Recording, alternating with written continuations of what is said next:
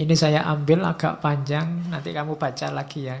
Kalau pagi hari engkau bangun, biar cara mikirnya positif, kamu kan biasanya masalahmu itu kan berhubungan dengan orang lain. Katanya Markus, pagi hari engkau bangun, bilanglah pada dirimu, orang-orang yang berhubungan denganku hari ini, ada yang usil, tidak sopan, arogan, curang, iri hati, dengki.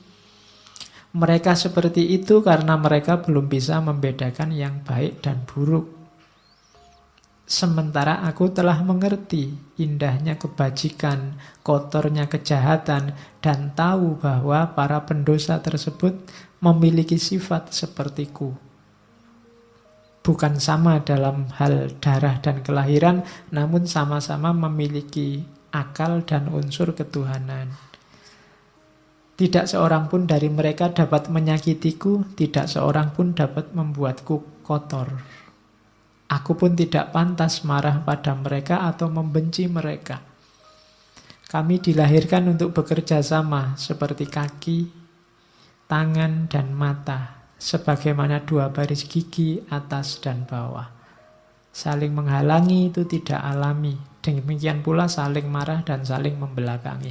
Itu nanti hidupmu nyaman. Akan ketemu orang yang bikin kamu mangkel, bikin kamu jengkel, bikin kamu benci, pasti. Tapi ingatlah bahwa mungkin kejelekan yang mereka lakukan itu karena mereka tidak sadar. Sementara kamu sekarang sadar. Dan diingat juga bahwa orang lain itu punya kualifikasi sama persis kayak dirimu, yang tidak pantas untuk kamu benci. Dan jangan takut, mereka tidak akan bisa membuatmu kotor kalau kamu sendiri tidak mengotori jiwamu. Nah, ini nanti kamu jadi mantap. Kalau ini nanti panjang kamu baca lagi. Kalau kamu pagi hari bangun kok males, kamu baca ini. Saat fajar terbit, saat engkau malas bangun, katakan pada dirimu, aku harus bekerja sebagai manusia. Aku harus menawar apa lagi untuk bekerja, sebagaimana tugas kelahiranku. Ayo bangun, kan maunya itu, kerjalah. Tanyakan pada dirimu, kalau masih nggak mau bangun, apakah tujuanku diciptakan itu untuk ini, meringkuk di bawah selimut dan mereguk kehangatan? Nah, terus kan kamu tetap bisa jawab, tapi kan nikmat. Namun betapa nikmat seperti ini. Ditanya lagi sama Markus, jadi engkau lahir untuk mencari kenikmatan, bukan untuk bertindak dan mencari pengalaman. Tidakkah engkau lihat tanaman, burung, semut, laba-laba, lebah, semua menjalankan tugasnya, membuat harmoni dunia terjaga sekuat mereka bisa. Mengapa engkau tidak segera menjalankan tuntutan alamiahmu? Terus kamu jawab lagi, tapi kan bukankah orang itu harus istirahat, ada tidurnya juga? Jawabnya Markus, setuju. Namun alam memberi batas untuk itu, sebagaimana dengan makan dan minum. Dan engkau telah melampaui batas. Ini sudah jam 9. Ya. Ya, ndak ono jam 9. Engkau telah berlebih dalam istirahat, namun kurang dalam bekerja. Engkau tidak cukup mencintai dirimu. Engkau tidak mencintai sifat alamimu dan tugasmu. Orang yang mencintai tugasnya, mengabdikan diri dan menjalankannya, bahkan kadang sampai lupa makan dan mandi. Sementara kamu lupa tugasmu gara-gara tidur.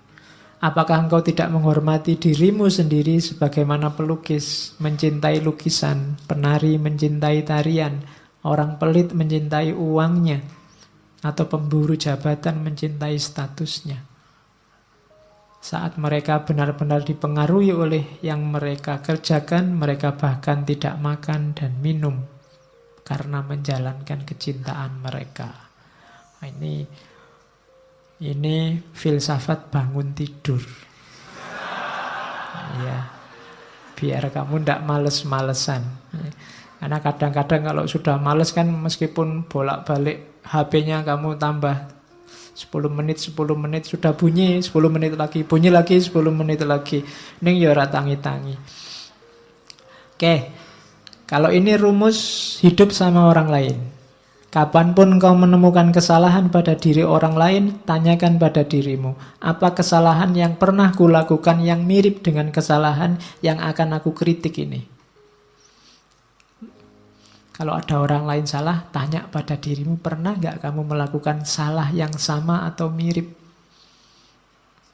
Itu nanti akan mengurangi kadar agresifmu terhadap kesalahan orang lain. Saya ingin balas dendam, Pak. Ada orang menyalahi saya. Katanya, Markus, balas dendam terbaik adalah dengan tidak menjadi seperti musuhmu. Balaslah musuh yang mencaci makimu dengan tidak mencaci maki. Itu balas dendam terbaik. Balaslah musuh yang menyakitimu dengan tidak menyakitinya. Manusia ada dengan saling membutuhkan kepada sesama, kamu akui atau tidak. Kamu harus hidup bareng orang lain, mau atau tidak. Maka kalau kamu tidak mampu mengajari mereka, belajarlah untuk tahan hidup bersama mereka. Sudah kamu nasihati kok ndak pulih-pulih jadi baik, ya gimana lagi? Sekarang kamu latih dirimu untuk kuat bareng mereka. Misalnya kamu punya teman sak kos-kosan berdua, kok ya males mandi. Sudah kamu nasihati, tetap males mandi. Solusinya apa? Kamu latihanlah untuk bisa tahan dekat orang yang males mandi. Jadi rumusnya simple. Jadi kalau kamu tidak tahan terus, sementara dia tidak berubah-berubah, kamu akan hidupmu tersiksa terus. Loh Pak, kok dia tidak berubah-berubah? Kamu tidak menguasai perubahan dia. Yang bisa kamu kuasai kan perubahan dirimu. Lebih gampang melatih dirimu untuk tahan bersama dia dibandingkan kamu mengubah dia. Ya doakan saja dia bisa berubah. Tapi kalau tidak, kamu kuat hidup bersamanya. Kemudian lagi, lakukan apapun yang kamu inginkan. Bahkan jika engkau memecah belah dirimu, sebagian besar orang akan melakukan hal yang sama seperti sebelumnya. Ini maksudnya, kamu jangan terlalu pusing dengan kelakuan orang lain, tindakan orang lain. Kayak tadi, wah orang Indonesia ini kok tambah tidak toleran orang ini. Kamu kan sumpek sendiri. Sudahlah, kamu lakukan yang menurutmu baik. Kalau kamu ingin mengubah mereka, bahkan sampai kamu mecah-mecah dirimu, kamu katanya Markus, mereka akan balik lagi seperti adanya. Itulah karakternya manusia. Terus merasa sayang pada orang lain meskipun mereka melakukan banyak kesalahan adalah sifat uniknya manusia. Engkau dapat melakukannya. Cukup dengan mengakui bahwa mereka juga manusia. Mereka melakukan itu karena tidak sadar. Berlawanan dengan kata hati mereka. Dan kita semua akhirnya akan sama-sama mati tidak lama lagi. Kita ini hidup bareng-bareng. Ada orang yang salah, ada orang yang bisa diingatkan, ada orang yang tidak bisa diingatkan. Pada akhirnya sebentar lagi semuanya mati, maka kamu tidak usah terlalu sibuk, terlalu bingung dengan itu. Tidak masalah. Ingatlah, mereka tidak benar-benar menyakitimu, dan mereka tidak melenyapkan atau mengubahmu, melenyapkan kemampuanmu untuk milih. Hidupmu tetap bebas, tanpa harus terikat oleh mereka, meskipun kamu hidup bersama mereka. If any man despise me, kalau ada orang menjahatiku, itu urusannya dia. Urusanku adalah tidak melakukan atau mengatakan sesuatu yang layak dicela. Jadi kalau ada orang jahat padamu, kalau ada orang menyakitimu, itu sebenarnya tidak ada urusan denganmu. Urusannya dia. Pak, nanti kalau saya dibohongi orang, bohong itu urusannya dia. Urusanmu adalah jangan melakukan tindakan tercela. Itu aja. Nah, kalau ini pendidikan diri. Rumusnya pendidikan diri itu be tolerant with others and strict with yourself. Saya tulis ini besar-besar karena hari ini banyak orang yang dibalik. Banyak orang yang toleran dengan dirinya sendiri, kemudian strict dengan orang lain. Kalau sama dirinya sendiri dimaafkan terus, dicarikan alasan, dicarikan dalih. Tapi begitu sama orang lain, kakunya luar biasa. Orang lain tidak boleh keliru, tidak boleh minta maaf, tidak boleh. Itu yang kita lakukan hari ini dan terjadi di mana-mana saling balas-membalas. Terbalik. Harusnya kita toleran terhadap orang lain dan strict terhadap diri kita sendiri. Jangan dibalik. Nah, ini rumusnya. Aku sering heran kenapa orang mencintai dirinya lebih dari semua orang yang lain, namun ia kurang menghargai pandangannya sendiri tentang dirinya dibandingkan pandangan orang lain.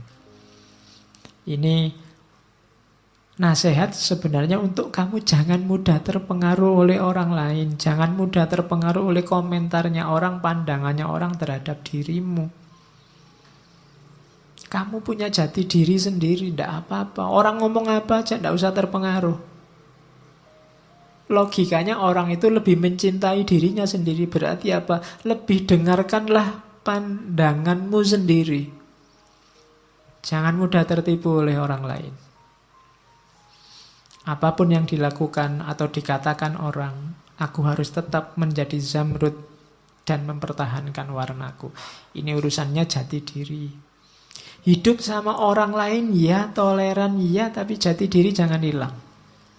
Kamu punya identitas sendiri. Terus nasihatnya Markus, ya, awas ya, kamu jangan merendahkan dirimu sendiri. Teruslah rendahkan dirimu, wahai jiwa, maka segera peluangmu untuk mendapat kehormatan akan lenyap.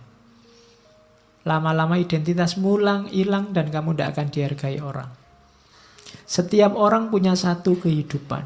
Milikmu sudah hampir habis gara-gara kamu singkirkan terus, kamu sisihkan terus identitasmu.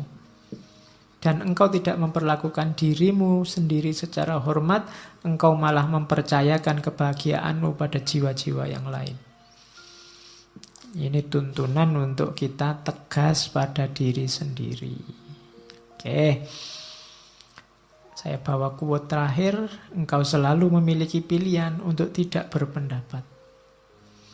Ini nasihat untuk kita hari ini ya. Tidak ada yang nyuruh kamu tiap hari posting, tiap hari bikin status, tiap hari ngomentari statusnya orang lain. Engkau selalu memiliki pilihan untuk tidak berpendapat. Tidak berpendapat itu sah.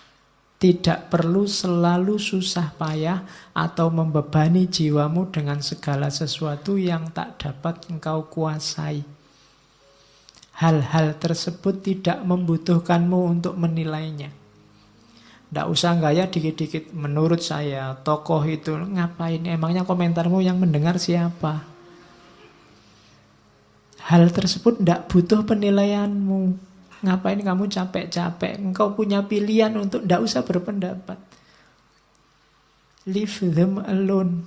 Mereka punya penanggung jawabnya sendiri-sendiri. Terkecuali suaramu berpengaruh didengar, baru ngomonglah.